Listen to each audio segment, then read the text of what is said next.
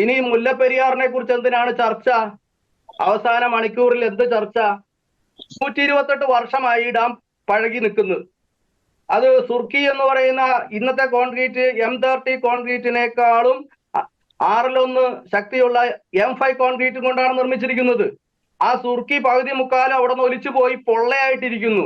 അതിന്റെ മുകളിൽ കൊണ്ടുവന്ന് കോൺക്രീറ്റ് ക്യാപ്പിംഗ് നടത്തിയപ്പോൾ ഡാം താഴേക്കിരുന്ന് ഒടിഞ്ഞിരിക്കുന്നു. ഗൂഗിളിൽ നോക്കിയാൽ ഡാം ഇപ്പൊ നേരെയല്ല, വളഞ്ഞിരിക്കുന്നു.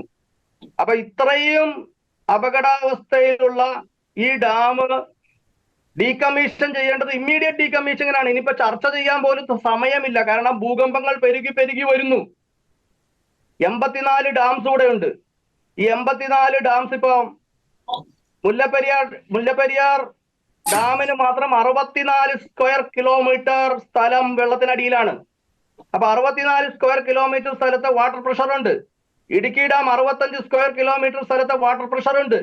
ഈ പ്രഷർ കൊണ്ട് 84 ഡാംസിന്റെയും പ്രഷർ കൊണ്ട് ഭൗമാന്തർഭാഗത്തുള്ള പാറകളുടെ അടുക്ക്, ലെയേഴ്സ് ഓഫ് റോക്സ്, അത് തെന്നി മാറി തമിഴ്നാട് വരെ പോയിട്ട് ഈ ഡാമുകളുടെ അടിയിലെല്ലാം വലിയ ഗർത്തങ്ങൾ രൂപപ്പെട്ടിരിക്കുന്നു.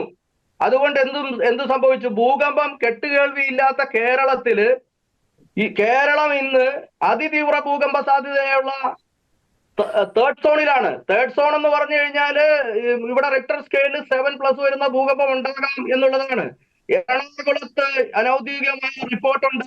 എറണാകുളത്ത് ഒരു എപ്പി സെന്റർ കണ്ടെത്തിയിട്ടുണ്ട്. അവിടെ 7+ വരുന്ന ഭൂകമ്പം ഉണ്ടാകാൻ സാധ്യതയുണ്ടെന്ന്.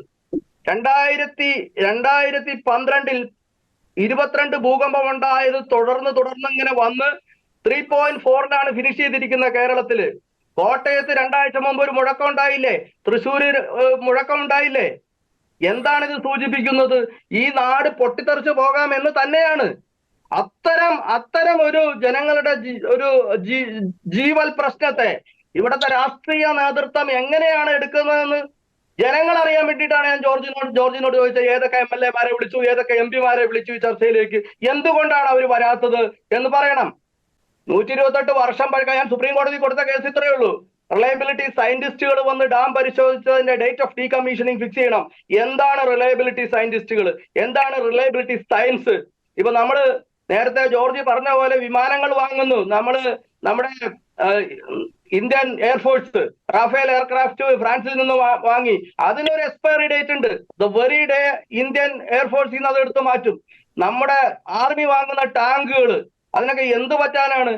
അതിനൊക്കെ പെയിന്റ് പോലും പോയിട്ടുണ്ടായില്ല, മാറിപ്പോയിട്ടുണ്ടാവില്ല. എങ്കിൽ പോലും അതിന്റെ വെരി ഡേ ഓഫ് എക്സ്പയറി അത് ഇന്ത്യൻ ആർമിയിൽ നിന്ന് എടുത്തു മാറ്റും. എന്തുകൊണ്ട്?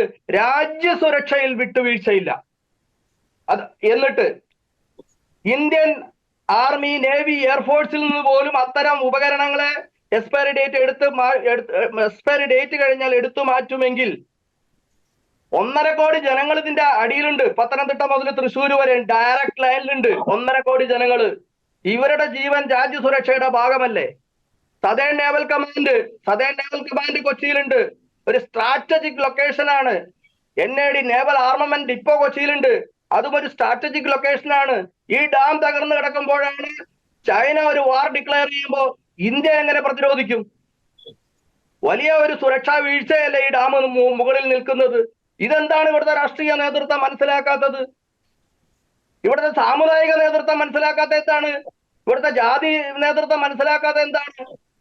മനുഷ്യന്റെ ജീവന് ജാതിയും മതവും ഒക്കെ ഉണ്ടോ? രാഷ്ട്രീയവും ഉണ്ടോ? ഇത് ചർച്ച ചെയ്ത് വലിച്ചു നീട്ടാവുന്ന ഒരു വിഷയമേ അല്ല. ഇന്നിപ്പോ ഞാൻ നമ്മൾ സംസാരിക്കുന്ന ഈ നിമിഷം പോലും ഇത് സംഭവിക്കാം. നമ്മൾ കണ്ടില്ലേ, 36 ഡാംസ് തകർന്ന് തരിപ്പണമായി ലക്ഷക്കണക്കിന് ആളുകൾ മരിച്ച ഒരു രാജ്യത്ത് നിന്നുകൊണ്ടാണ് അഡ്വക്കേറ്റ് റസൽ ജോയ് സംസാരിക്കുന്നത്. അതൊന്നും കൂടി നിങ്ങൾ മനസ്സിലാക്കണം. എന്നെ കാണുന്ന പ്രേക്ഷകരും മനസ്സിലാക്കണം. എന്നിട്ട് എന്തായി? അവര് മരിച്ചു, അവര് പോയി, അത്രയേ ഉള്ളൂ. നമ്മളും ഒക്കെ മരിച്ചാൽ അത്രയൊക്കെ വിലയുള്ളൂ.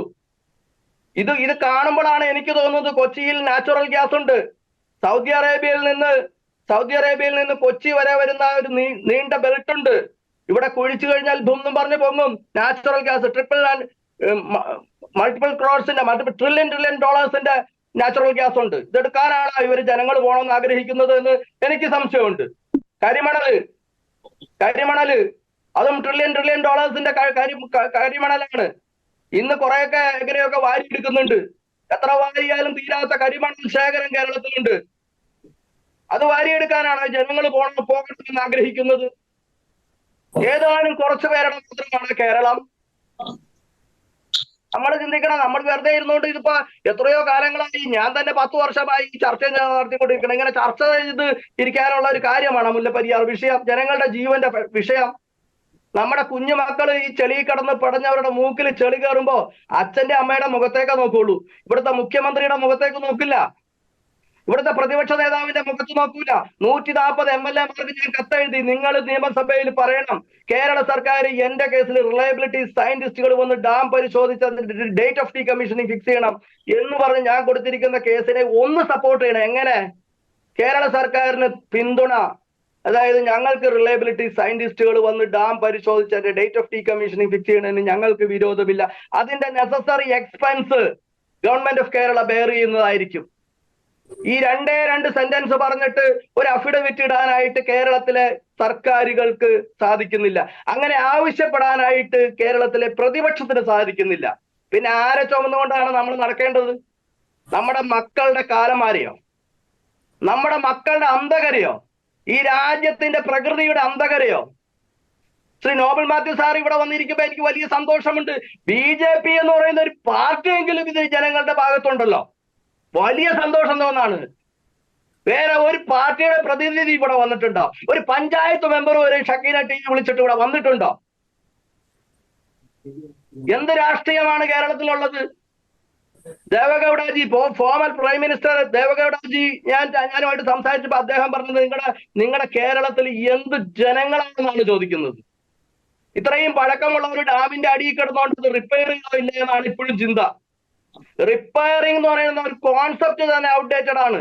ലോകത്ത് ഇന്നൊന്നും ഒരു സാധനം, വികസിത രാജ്യങ്ങൾ ഒരു സാധനം റിപ്പയർ ചെയ്യാറില്ല.